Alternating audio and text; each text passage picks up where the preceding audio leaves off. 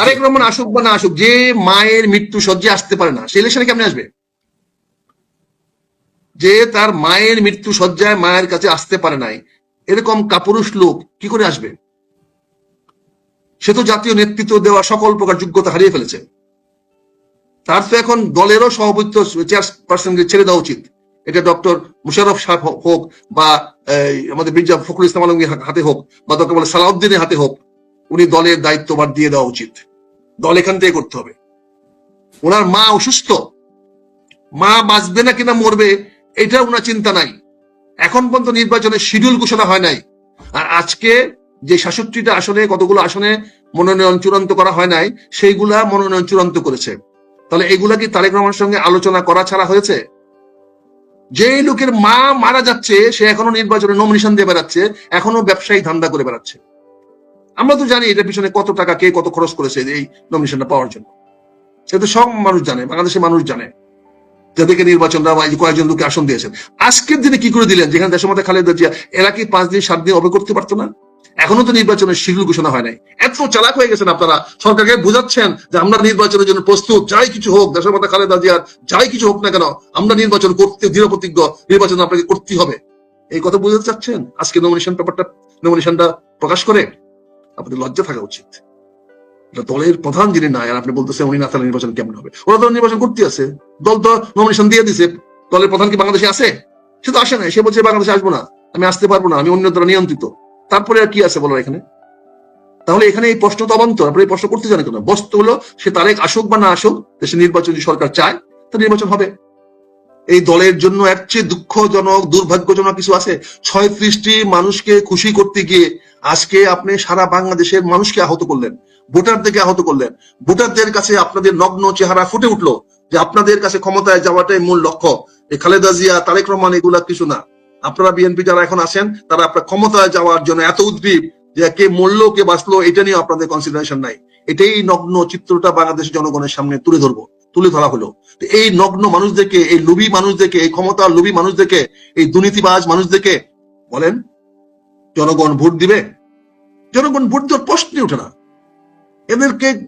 এদের কিছু কর্মীরা মিলে লাফাইতে পারে, কর্মীরা মিলে মানুষের অত্যাচার করতে পারে, মানুষকে করতে পারে, কিন্তু জামাতের সামনে এরা এবার টিকবে না, হাওয়ার মতো উড়ে যাবে। জামাত অনেক বেশি সংগঠিত, প্রস্তুত, এবং জামাত নির্বাচনে আট বেঁধে লাগতেছে।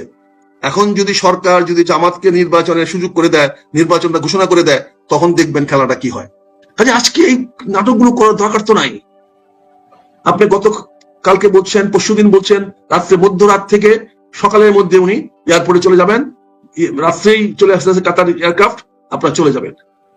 তারপরে বললেন যে তারপরে বললেন জুবাইদুর রহমান আসতেছে সকালবেলা 9টার মধ্যে আসতেছেন, এবং আপনি 9টার মধ্যে উনি আসতেছেন না, এটা তো আপনার জানা উচিত। যেহেতু বিমান কটার সময় ছাড়লে কতক্ষণ আসতে পারে, এটা তো রকেট সায়েন্স না, এটা তো বিমানের শিডিউলের মধ্যে লেখা থাকে যে 11টার সময় স্টার্ট করছে 8টার সময় পৌঁছবে। এই হেরফের তো হয় না। এখানে তো আকাশে ট্রাফিক জ্যাম হয় না, এয়ার জ্যাম হয় না, একটা প্লেন নামতে পারতেছে না, একটা প্লেন বাংলাদেশে ঢাকা শহরের জন্য, তাহলেও বুঝতাম যে ঠিক আছে। আর এখন আবহাওয়া তো খারাপ না, তারপরে ঠিক আছে 10টা বাজে 11টা বাজে, সেটা বড় কথা নয়। বড় কথা আপনারা সত্য কথাটা বলতে পারছেন না কেন?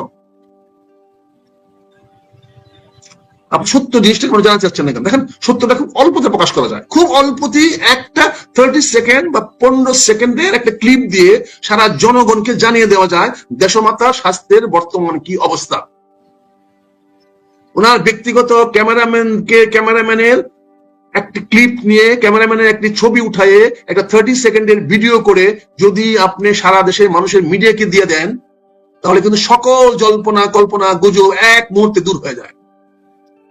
দরকার শুধু আপনার পার্সোনাল ক্যামেরাম্যানও আছে, সে পার্সোনাল ক্যামেরাম্যান তো তার ভিতরে গিয়ে একটা ছবি তুলতে পারে, যেটা আমরা বলেছিলাম ডক্টর ইউনূস সাহেবের পার্সোনাল ক্যামেরাম্যান আছে, সেটা সবখানে যায়, যেখানে যায় সেই ক্যামেরাম্যান অ্যালাউড। উনি যখন দেশমাতা খালেদা দেখতে গেলেন, তখন উনি যখন পাশে গিয়ে দাঁড়ালেন, পাশে দাঁড়ানোর একটা ছবি কেন আমরা দেখতে পেলাম না? একটা ছোট্ট ক্লিপ কেন দেখতে পারলাম না? একটা 15 সেকেন্ডের একটা ভিডিও কেন আমরা দেখতে পারলাম না? সে 15 সেকেন্ডের ভিডিও দেখলেও তো মানুষের অনেক প্রশ্নের জবাব এসে যেত, মানুষ স্বস্তিতে পাইতো, মানুষ টেনশনে থাকতো না, এই হাইপার টেনশন ঢুকতো না, এই সারা লোকগুলা গিয়া হাসপাতালে পড়ে থাকতো না, বসে থাকতো না। দেখেন তো কত হাজার হাজার লোক প্রতিদিন সারা রাত, একটা রাতের বেলা খালি থাকে না, সারা রাত ওখানে লোকজন বসে আছে, শুয়ে আছে, বলেন পাশে কাগজ পুরাইয়া আগুন পোড়াচ্ছে। শীত থেকে বাঁচার জন্য। তো এটা কেন হচ্ছে তাদের মধ্যে টেনশন আছে, তাদের মধ্যে একটা আবেগ আছে, তাদের মধ্যে একটা উৎকণ্ঠা আছে। সে আবেগ উৎকণ্ঠা দূর করা কি আপনার সরকারের দায়িত্ব না? এটা কি আমার রাজনৈতিক দলের বড় বড় নেতাদের দায়িত্ব না? এটা কি ওনার পরিবারের যারা শীর্ষে আছে তাদের দায়িত্ব না? তাহলে এই কাজটা যদি আপনার করেন, আজকে কিছু বলার দরকার নাই, কারো কথাই তো বলার নাই। আপনি প্রতি 6 ঘন্টা পর পর একটা 15 সেকেন্ডের একটা ভিডিও ক্লিপ করে ওনার ব্যক্তিগত ক্যামেরাম্যানকে দিয়ে ছেড়ে দেন। দেখেন বাংলাদেশের মানুষ কিভাবে এটাকে গ্রহণ করে এবং মানুষ কত দোয়া করবে। দেখেন মানুষ তখন কনফিউজড হয়ে যাচ্ছে, কিসের জন্য দোয়া করব? আমাদের দোয়া যদি কবুল না হয়, মানুষ তো দোয়ারও একটা নিশ্চয়তা চায় যে দোয়া করলাম অথচ কোনো কাজে লাগলো না, তাইলে এখন মানুষ তো আদারওয়াইজ আপনি বাঁচার জন্য দোয়া করেন নাই, হয়তো অন্য কিছুর জন্য দোয়া করেছেন। এটাও তো হতে পারে, মানুষের মধ্যে কল্পনা আসতে পারে। আমি সম্ভাবনার কথা বলছি, আমি বিকল্প চিন্তার কথা বলছি। চিন্তা কোনো সময় এক হয় না, চিন্তার বিকল্প চিন্তা থাকে। মানুষ সবাই একমুখী দেখে না, সবাই একমুখী চলে না, সবার সামনে মানে সামনে না, কারো পিছন কারো সামনে। কাজে এটা আমাদের জানতে হবে, বুঝতে হবে, এটা আমাদের রিয়েলাইজ করতে হবে অন্তঃস্থল থেকে।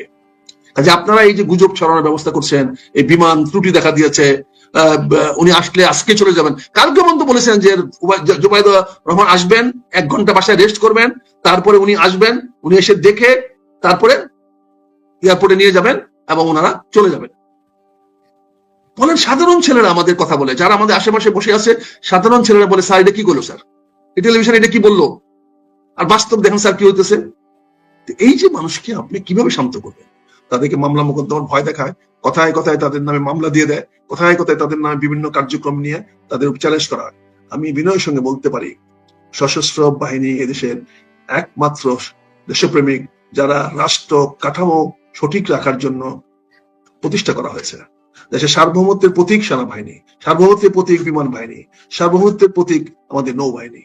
কাজে এখানে তাদের দিকে কোনো আঙ্গুলি তোলা মানে আমার সার্বভৌমত্বের দিকে হাত তোলা, এদের উপরে কোনো হাত তোলা মানে আমার রাষ্ট্রের অখণ্ডতার বিরুদ্ধে হাত তোলা, এদের দিকে কোনো চোখ দেখানো বা চোখ রাঙ্গানো বা কটু কথা বলা বা তাদেরকে বিভিন্ন ভাবে হেয় করা বা জনগণের সামনে ওদের মান সম্মান ক্ষুণ্ণ করার প্রচেষ্টা, এটা রাষ্ট্রের প্রতি তাদের অবজ্ঞা।